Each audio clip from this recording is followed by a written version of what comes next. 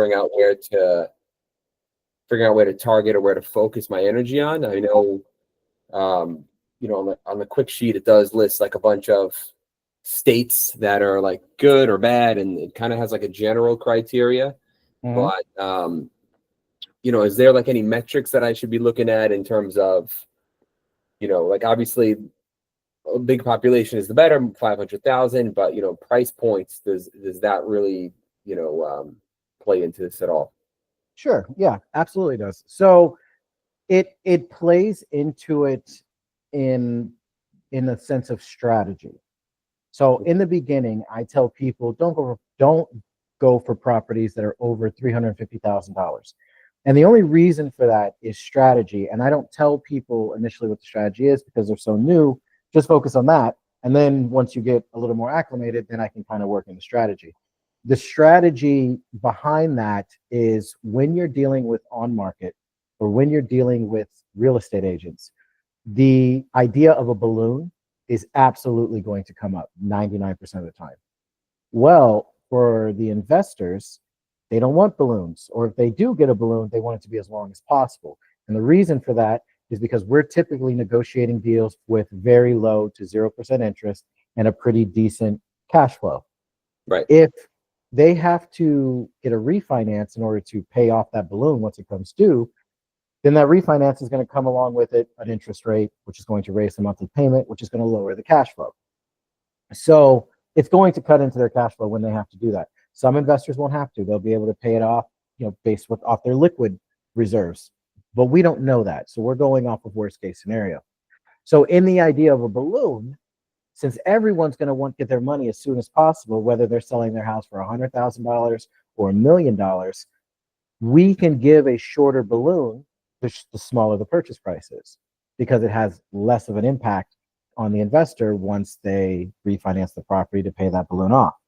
For example, if the property is $500,000, your minimum balloon needs to be like 12 years.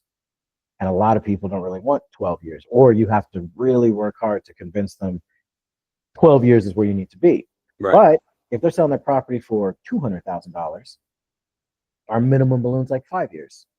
That's much easier to negotiate. Hey, I can get you paid off in 5 years. You can even go a little bit lower than that, depending on the rest of the terms.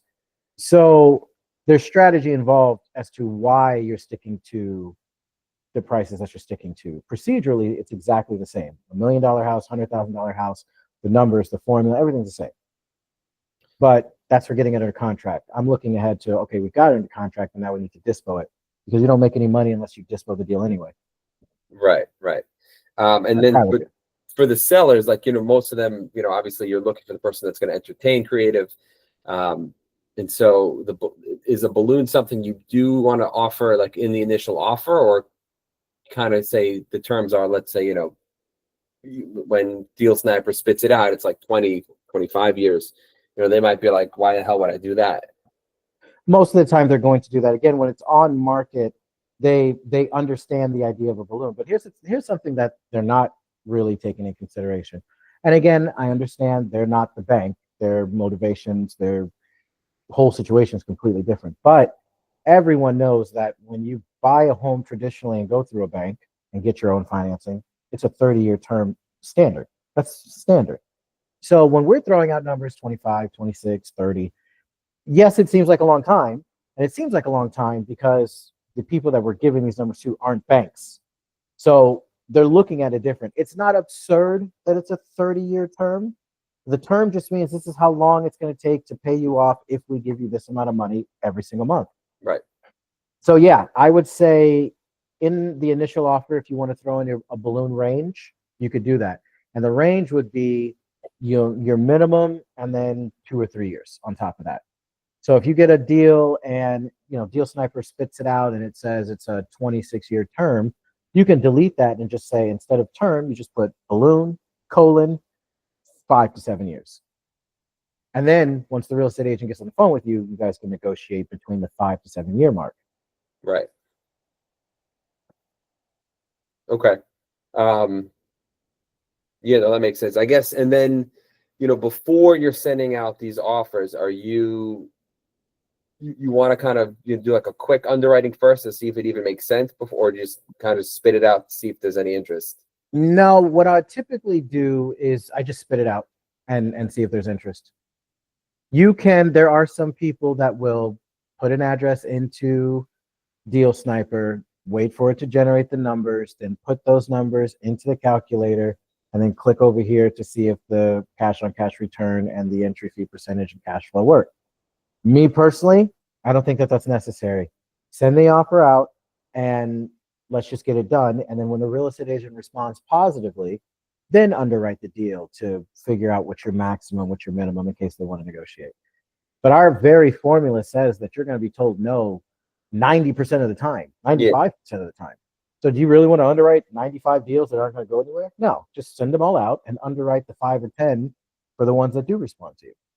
That's what I would do anyway. Got it. And then going back to picking the market or choosing, certain cities have, different population sizes. I guess, where I'm getting at is like how quickly you think you'll run out of, you can technically, if you sat there all day, 24 hours, you could send them all out in a day, right? Versus like the recommendation of 10 to 20 a day. Like, is there a strategy spacing it out versus choosing one that just has like a ton and just, go fishing? Yeah, I would pick I mean, obviously the bigger populations are always going to be better. Always. People are afraid of competition and things like that. And if you're a little more timid or newer and you're like, oh, I don't want to compete with anyone, then, you can go to like the smaller, biggest markets, 750,000 population, 500,000. But if you want to just go for it and just have a bunch of deals to go for, pick the biggest city that's not one of the red flag cities from that Excel sheet that I have out there, and nothing where I live. yeah, then go hunting. Gotcha. I mean, just to give you an example, let's see. We'll do Milwaukee. I like Milwaukee. Now, obviously, not this house. It just went on market. But if I go to Milwaukee and put in my one formula that I use, or my one filter that I use, which is time on Redfin, I'll go 90. 60 is awesome too, but I like 90. That's a personal thing. So you're looking, you're like, oh, well, there's only 2. Well, no, you got to zoom for the whole city. Yeah.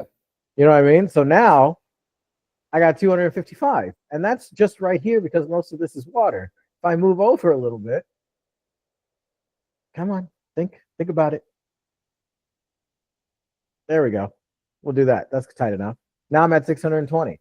And then if I zoom out a little bit more, I'm at a 1200. So you know what I mean? Like, and now that I'm seeing this, when it comes to I was just gonna ask, like, are you still considered in Milwaukee now, even though you have like these suburbs?